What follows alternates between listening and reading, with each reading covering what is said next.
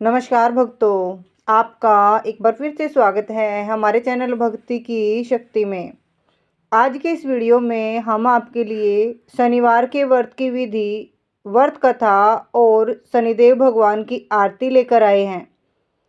आशा करते हैं आपको शनिवार के दिन ये कथा सुनना अच्छा लगेगा। और हे शनिदेव भगवान, जो भी आपकी इस कथा को पूरा सुने और सुनकर वीडियो को लाइक और शेयर करें, उनके घर में धन धान्य और सौभाग्य की वृद्धि करना। बोलिए शनिदेव भगवान की जय हो। शनिवार का व्रत रखने वाले व्यक्ति को एक ही बार भोजन करना चाहिए। भोजन में काले तिल और उड़द का विशेष महत्व है।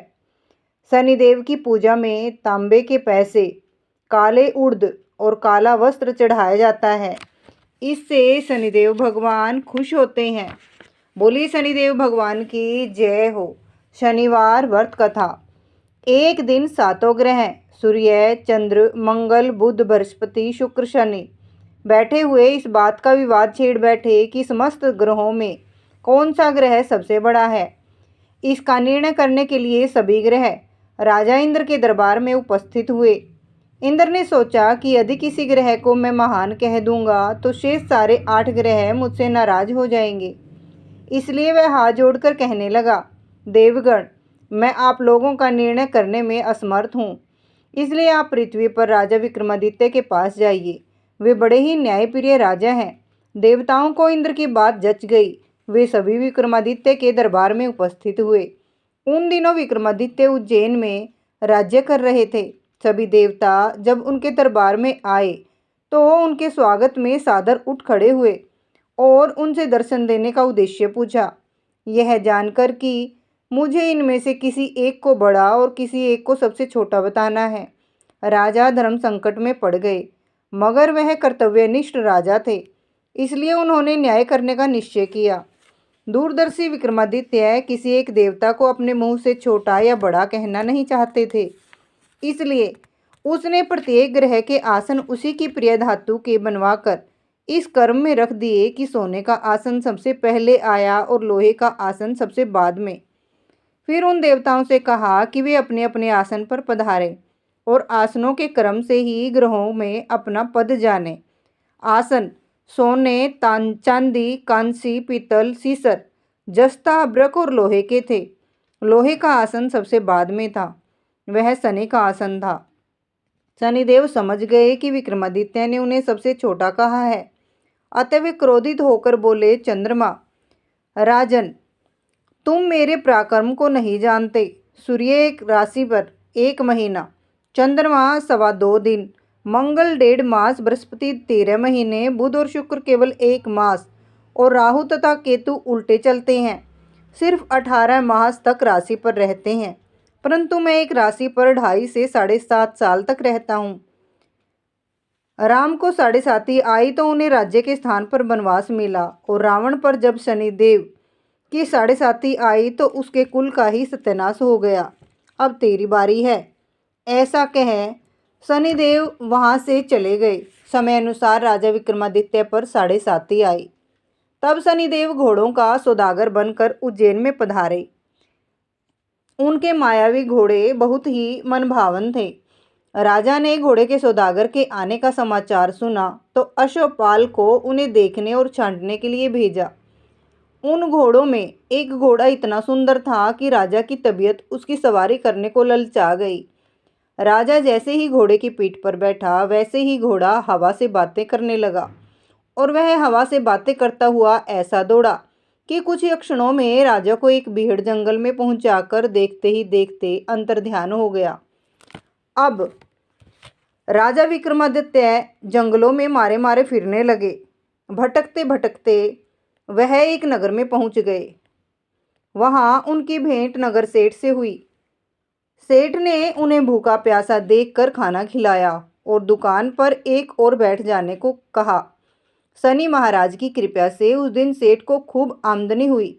सेठ ने राजा को भाग्यवान पुरुष समझकर अपने वहां रखने का फैसला किया। सेठ राजा को अपने घर ले गया। जिस समय राजा भोजन कर रहा था उस कमरे की खूंटी पर एक नौलखा हार टंगा था। राजा की जैसे ही उस पर नजर गई, खूंटी उस हार को देखते देखते निगल गई। कुछ देर बाद सेठ कमरे में आया और उस खूंटी पर हार न पाया तो उसने राजा को हार की चोरी के अपराध में पकड़वा दिया। न्यायाधिपति ने राजा के दोनों हाथ पैर काटने की आज्ञा दी। जब राजा चौरंगिया बन गया तो उस नगर के एक तेली को राजा पर दया आ गई। वह उसे उठा लाया। उसने उसे कोल्लू के पीछे बिठा दिया ताकि बैल हाँक सके। 7.5 बीतने में कुछ काल ही बचा था कि एक दिन चौरंगिया को वर्षा ऋतु में मल्हार राग गाने की सूझी। रात को खामोशी में उसकी मनमोहक ध्वनि राजकुमारी के कानों में पड़ी। सुरीली आवाज को सुनते ही वह उस पर मोहित हो गई। उसने दासी को भेजा उसका पता लगाने को और मालूम करने को कहा। रानी चौरंगिया है सुनकर राजकुमारी ने पर्ण कर लिया। सुबह जब राजा रानी को मालूम हुआ तो उन्होंने समझाने की कोशिश की, मगर राजकुमारी अपना पर्ण तोड़ने को तैयार नहीं थी और वह कहने लगी वह विवाह करेगी तो उसी से करेगी, वरना आजीवन अविवाहित रहेगी। विवश होकर राजा रानी को मानना पड़ा और राजा ने तेली को बुलवाकर आदेश दिया कि वह चौरंगिया की शादी मेरी लड़की के साथ करने का इंतजाम करे। राजाज्ञावश तेली को चौरंगिया की शादी का प्रबंध करना पड़ा। राजकुमारी और चौरंगिया का विवाह करा दिया गया। वह 7.5 की अंतिम राशि थी। उस रात के आधा बीतते ही चौरंगिया को शनिदेव स्वप्न में दिखाई दिए और बोले, राजन, तुमने मुझे छोटा कहने का दंड पा लिया है। राजा ने हाथ जोड़कर क्षमा मांगते हुए शनिदेव से प्रार्थना की कि जैसा दुख आपने मुझे दिया है, भविष्य में ऐसा दुख किसी और को न दीजिएगा। शनिदेव ने राजा की प्रार्थना स्वीकार कर ली। आंख खुलने पर चौरंगिया ने देखा कि उसके दोनों हाथ और दोनों पैर बिल्कुल ठीक हो गए हैं। प्रातः उठने पर राजकुमारी ने भी जब अपने पति को पूर्ण स्वस्थ देखा तो उसकी खुशी का कोई ठिकाना न रहा। राजा भी यह जानकर बहुत खुश हुआ। होते होते यह समाचार नगर सेठ को भी मिला तो उसने विक्रमादित्य की सेवा में उपस्थित होकर क्षमा मांगी और उन्हें अत्यंत सम्मान के साथ अपने घर खाने पर लिवा ले गया। राजा विक्रमादित्य जब खाना खा रहे थे तब लोगों ने आश्चर्य देखा कि खूंटी हार उगल रही थी। यह कौतुक देखकर नगर सेठ एक ऐसा अभिभूत हुआ कि उसने अपनी कन्या का विवाह भी राजा विक्रमादित्य के साथ अत्यंत धूमधाम से कर दिया। कुछ दिनों के पश्चात जब राजा विक्रमादित्य अपनी राजधानी में आए तो लोगों को बहुत खुशी हुई और उन्होंने राजा और दोनों रानियों का अति स्वागत किया। पुनः राज्य प्राप्त कर लेने के बाद राजा ने राज्य में घोषणा करा दी कि सभी प्रजाजन प्रत्येक शनिवार को व्रत रखकर उनकी कथा व पूजन किया करें। बोलिए शनिदेव भगवान की जय हो। शनिदेव भगवान की आरती। जय जय श्री शनिदेव भगतन हितकारी, सूर्य के पुत्र प्रभु छाया महतारी। जय जय शनिदेव। श्याम अंग्र वक्र दृष्टि चतुर्भुजाधारी, नीलांबरधार नाथ गज की असवारी। जय जय शनिदेव भगतन हितकारी, किरीट मुकुट शीस राजित दीपत है लीलारी, मुक्तन की माल गले शोभित बलिहारी। जय जय शनिदेव भगतन हितकारी, मोदक मिष्ठान पान चढ़त है सुपारी, लोहा तिल तेल उड़द महिषी अति प्यारी। जय जय श्री शनिदेव भगतन हितकारी, देव धनुज ऋषि मुनि सुमृत नर नारी, विश्वनाथ धरत ध्यान शरण है तुम्हारी। जय जय श्री शनिदेव भगतन हितकारी, सूर्य के पुत्र प्रभु छाया महतारी।